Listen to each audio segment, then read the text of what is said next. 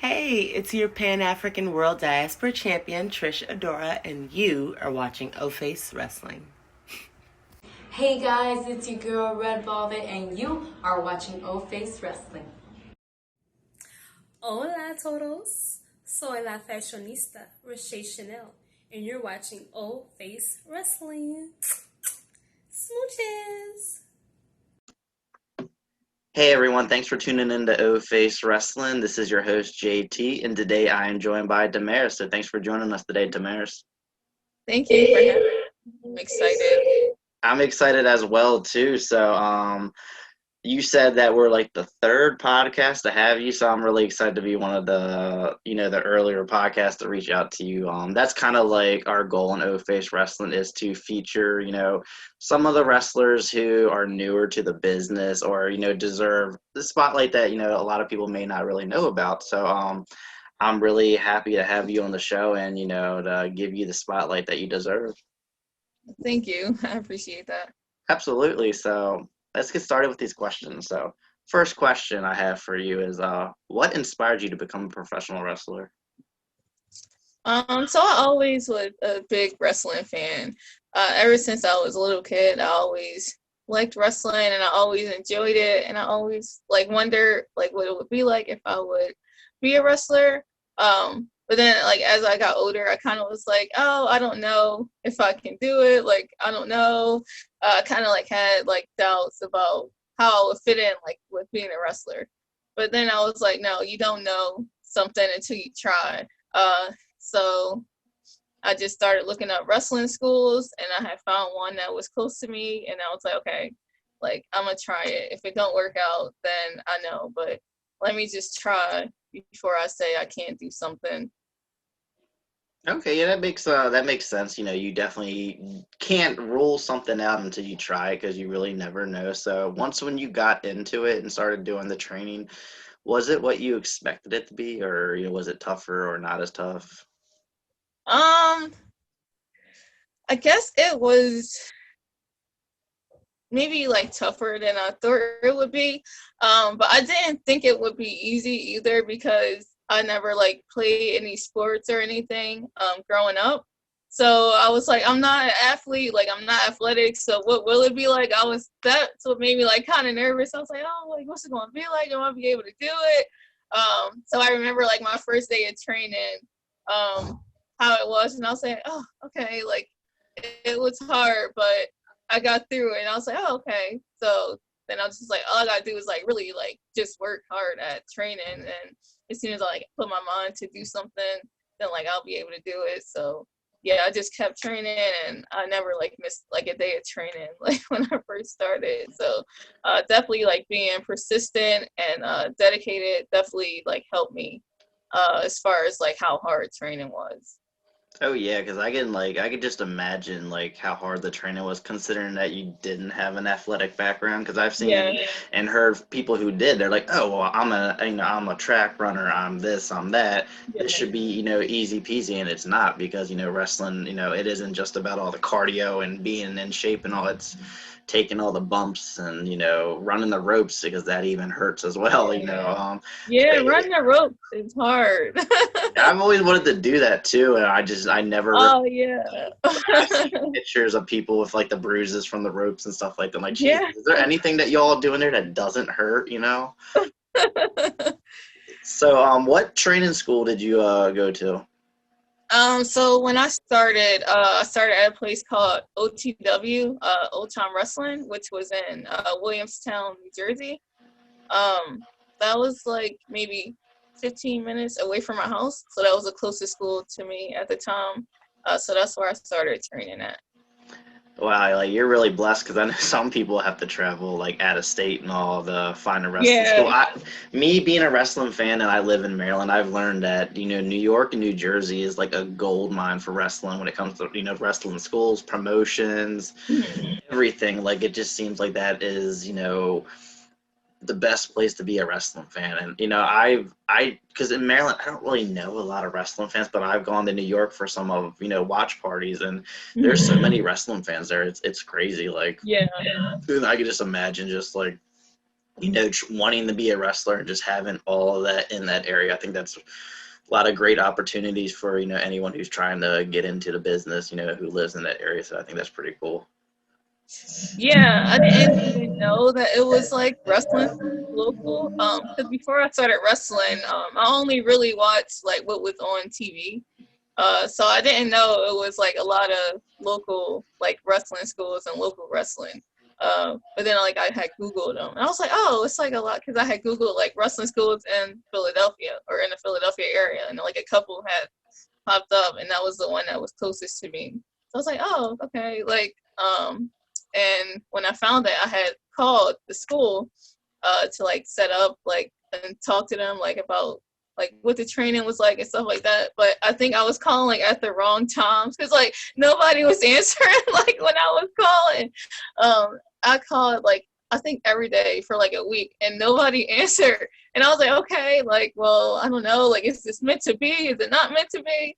But then I was like, okay, I'm gonna try like one more time. So the last time I had tried, somebody had finally answered, and they was like, oh yeah, well, we have a show on Saturday night, because OTW, it was like at school, but every Saturday they ran like shows too. So it's like, we have a show on Saturday night, so if you want to come and talk to Jim, who was the owner, or Brian, who was the trainer at the time, it's like, yeah, you can talk to them after the show. So I had went with my mom, one of my aunts, and one of my sisters, and we went to the show that Saturday night. And that was the first time I like ever like was that close to like a ring and everything. So I went to like WWE events before, but I always had like $20 tickets and stuff like that. So I never was like up close to a ring. So I was like, oh, like this is like what it's like on TV. And I was like, yeah, I definitely want to do it. So after like that show, I had talked to the trainer. He's like, okay, well, we off next week, but if you want to start the week after, we can start. And I was like, okay. So then I had came like a couple weeks after that, and ever since then, like I never like looked back. Yeah, like that's the one beauty about like indie events is the front row tickets are really Yeah. cheap. If you go to a WWE event, it's like $100+ for front row, depending on Yeah. what event it is and stuff like that. The closest event to me is MCW, and their front row tickets are 40, so I think that's pretty fair. And it's like being up close it's amazing. It's Yeah. really fun seeing everything up so close. But I think that's really cool though that you finally got a hold of someone and you got to start your training and all, and you seem like you're really dedicated to it, because I know that's not something that's easy to stick with. Wrestling is very physically and mentally draining, and to really be, especially like we mentioned that, or you mentioned that you didn't come from that athletic background too. The fact that you're able to still keep doing it really shows, the passion that you have. And I think that if you keep doing what you're doing, you're definitely gonna, get up there. And because that's what you need to do in the business. Like you need to be persistent, consistent, and tough, and everything like that. Because it's not easy. I was one of those fans too. I only knew about WWE. I had no idea that there was all these indie promotions out there and thousands of wrestlers across the whole world and stuff like that. So just like doing what you're doing is what you need to do at the end of the day. And I think that's great hearing that. Thank you. You're welcome. So now my next question. So your first title that you held, I believe, was the ECWA women's title. So how did it feel winning a title for the first time? That was a good experience. So the crazy thing about that was I wasn't even like supposed to wrestle that day. I just happened to be like at the show or something crazy like that. Like that was not like the original plan for me to even wrestle on that show. But like something happened, and then it was like, okay, so like do you have like a gear and everything? And then yeah, I ended up wrestling and I ended up winning the title. But it's just so crazy because like I wasn't even supposed to wrestle like on that show. So just like how it turned out, I was like, yeah, like that's crazy. Like it just was meant for me to be there at that time. So the one thing I have to ask too, because I never actually asked someone this. So obviously going into a match, if you're going to win the title, ahead of time, they say, hey, we're going to put the title on you. How hard is it to kind of hold all those emotions in prior to winning it? Because you can't just come out looking all happy like you're about to win it all. You have to like stay, in character and stuff like that. And then like obviously when you win it, I see people all the time cry and tear up and stuff like that. But how hard was it to hold, those emotions in, prior to actually, the 1, 2, 3? Yeah. So I guess it's me, like me personally, I always get like paranoid about like certain things. So I'm just like, I don't want something to change like at the last minute. So like even if they tell you that you want to win a title or something, you never know. Like a lot of things do change like when you're out in the ring. Like so something could have changed. So I'm just like, I'll just had to wrestle and just make sure I still like had a good match and everything, because I didn't want to be all like happy and excited and then like I don't know, something happened in the match and like the decision get changed or something. So like you never like really know. Like even if they do tell you like the finish or something, like sometimes finishes do get changed. Like so I just always like look at it that way and be like, all right, don't get like too ahead of yourself, like still just do what you're supposed to do kind of thing. Yeah, absolutely. Like, because that is the one thing is, sometimes they do change things in the middle of a match. Yeah. Have you ever had that happen to you?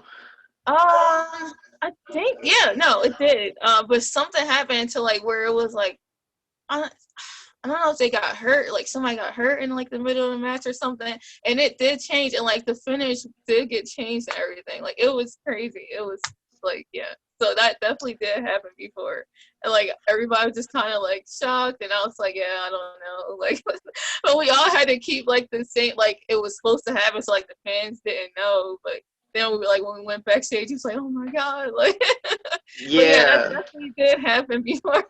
Because sometimes like the fans can get confused on if something's real or not. Because when I went to an event in New Jersey in October, the one wrestler got hurt, and we weren't sure if it was just like part of the match, because they actually like called off the match, and then I ended up seeing that girl on AEW Dark like a month or two later, and she actually had like that tape around her arm that she got hurt in that match. Like, oh, she must have really got hurt, because sometimes they will do that to kind of like drag a feud on or something like that, because they done that at the Goddesses of War event, at the prior event that we went to before that. So yeah, it can make for some awkward moments too. Like I don't know if you saw like when Matt Hardy got hurt at AEW when he went through and banged his head on the concrete.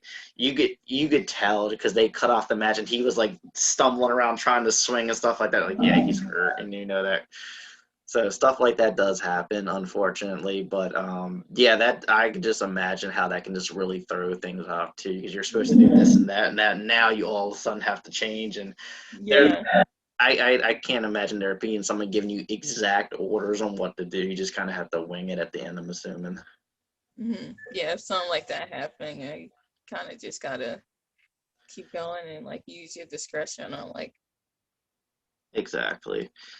So now for my next question, who are some of your favorite opponents that you've been in the ring with so far, and then who are some opponents that you haven't competed against that you're looking forward to in the future?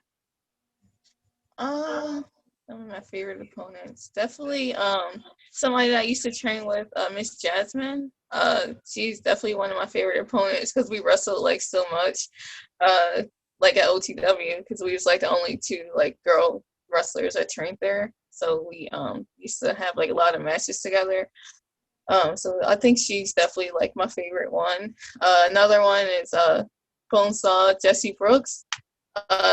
She's definitely like one of my favorites too. We have very similar like wrestling styles. So every time we wrestle, it was like so easy. Like we didn't have to really worry about nothing. Like we was like, all right, yeah, we go in the ring and we got it. Yeah, I would say they are like my favorites. Somebody that I would love to wrestle like on this show is definitely Sumi Sakai. She's like one of my mentors and one of my trainers here, like at the Worldwide Dojo. So I would definitely want to wrestle her like in a singles match on a show. I did get a chance to wrestle her like in Ring of Honor, but it was like a 4-way match. But I would definitely want like a singles match with Sumi. So that's like my number one like match that I would want right now. So you just mentioned Ring of Honor. That was actually going to be one of my questions too. So Ring of Honor is considered one of the the higher up promotions in the world. So how did it feel getting to work with them? Yeah, I would say that's definitely like one of my career highlights, to get to work with them. And just like how everything happened, like leading up to that, because like again, like how hard I like train and everything. So to finally like get recognized and get the opportunity to wrestle like on a big promotion like that, it was just like so humbling, and I was just like so grateful to be able to experience that. And then just like how supportive like everybody was made it like even better, because you want to be like respected by like your peers and stuff like that, so that made it even like better. That's definitely like one of the like my career highlights for sure. Yeah, I could definitely imagine that, being a big deal. I have a friend, she wrestles for MCW. She's been really wanting to work and be on, Ring of Honor television so bad, and she hasn't gotten the opportunity. So I just can, just imagine how exciting it would be to, to work with Ring of Honor, because they've had a lot of former WWE guys wrestle for them too. Kevin Owens, Adam Cole, even some big stars in AEW as well, like the Young Bucks. Yeah. So it's a pretty big, promotion. I mean, it's just not, like televised, like, WWE and all that. Yeah, it's It like a lot does of come history on there.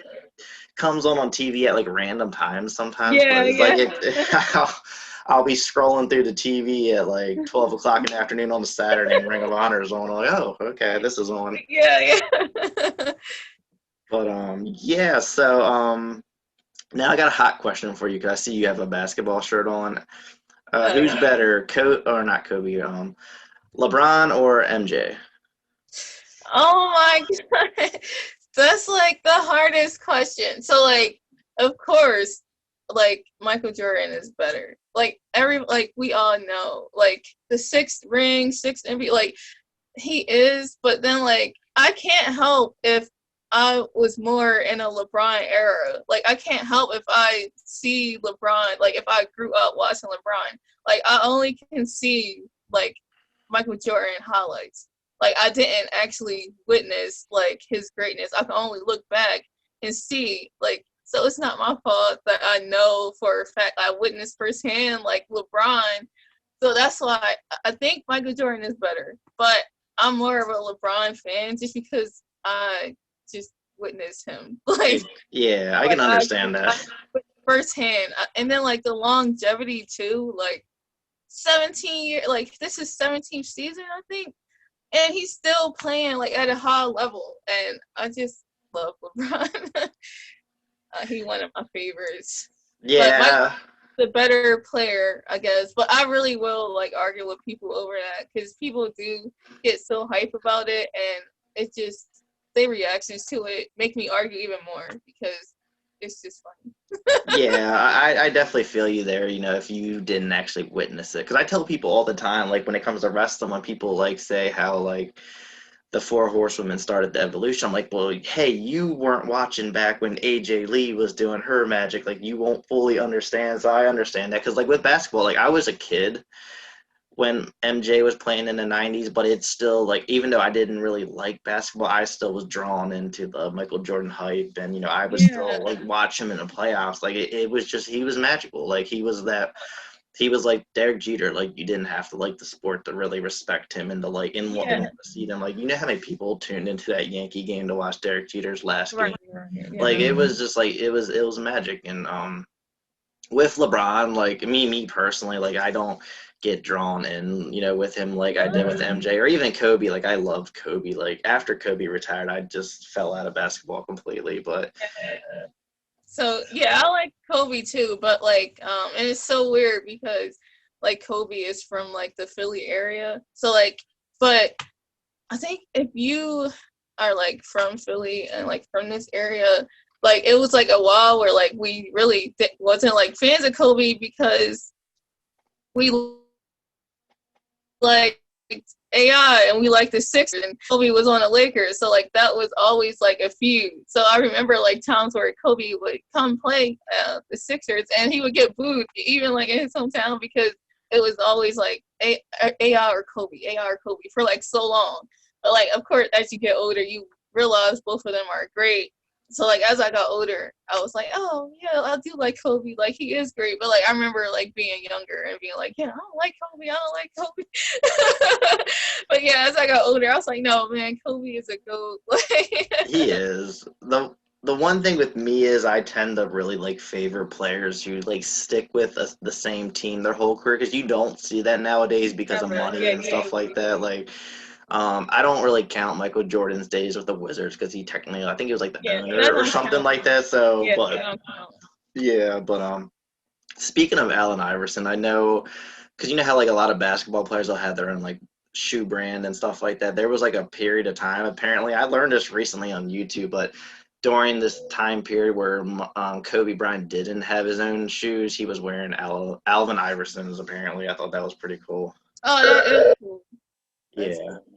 So now my next question I got for you, this is a non-wrestling related question. So what about you, non-wrestling related, that you would want fans to know, something you're proud of? It could be you're a big Star Wars geek, or you know a different language, something like that. Um, I don't know. I don't have like anything interested. Well, I think all the fans know. I'm like a big like football fan, a big Eagles fan. Like Oh, everybody know that already. I am very bitter towards the Eagles because I'm a big Minnesota fan and they knocked us out of the playoffs Oh 2 years yeah, ago. I was mad because that was the year where the Super Bowl was in Minnesota, and it's just like yeah, we yeah, were yeah. one game. But what really like upset me about that is because I had a friend who I worked with who was a big Eagles fan, and he told me that like Eagle fans were like making loud noises throughout the whole night at the hotel that the Viking players were staying at the game prior, and I was like so mad when they I lost. What believe if that was it. the reason? Because oh my goodness, that was a horrible It game. wasn't a close game either, though. So I don't Yeah, think why. I just think it was because like that was just like a literally it was a magical time. Like, because that year, like when Carson Wentz had got hurt, like literally everybody lost hope. Like everybody lost hope. They was like, yeah, well, we made it. Even Eagles fans lost hope. It was like, well, we made it this far. We made it this far. We should be proud of that. And I'm just like, well, like y'all don't think we don't have any kind of chance? But then like when Nick Foles came in and like when he and the Eagles, like even though the Eagles was the number one of like the NFC, so they had a number one seed in the NFC that year, and people still was like counting them out, and I'm just like, what?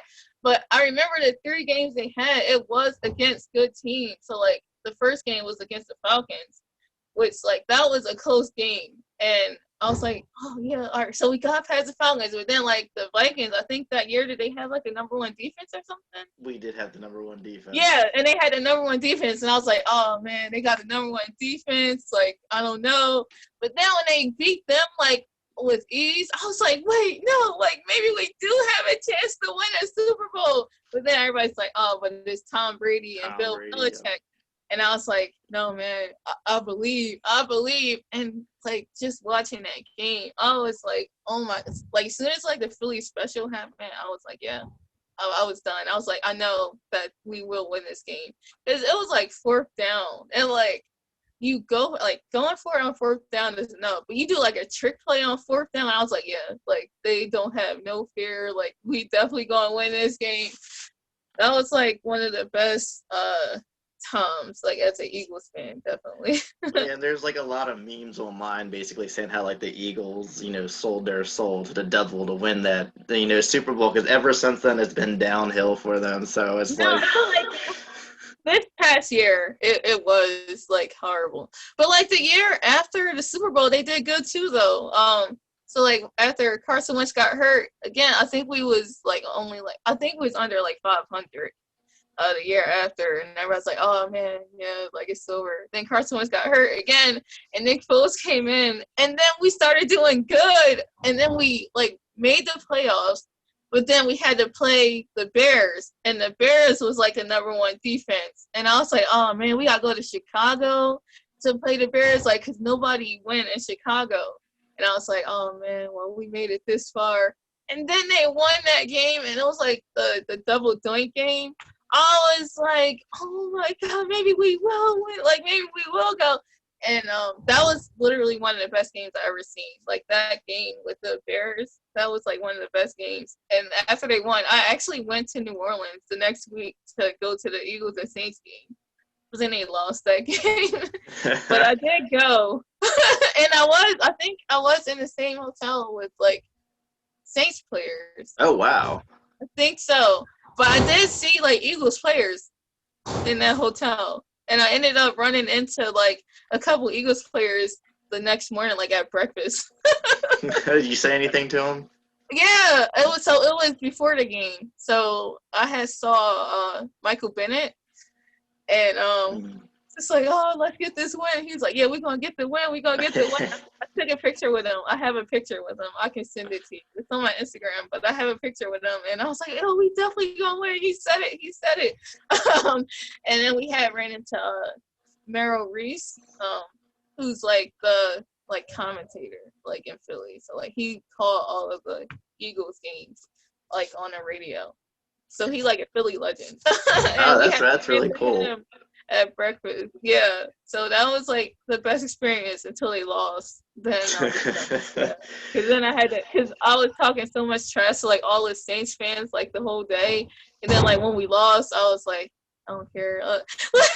I'm like that too. I talk so much trash. Like they were so nice. Like if it was like the opposite and it was like Saints fans and Philly, like and the Saints ended up like winning, like I would be a sore loser. But like the Saints fans were so nice. It's like, yeah, I mean, it was a close game. Like I was like, oh, like I would have been talking trash.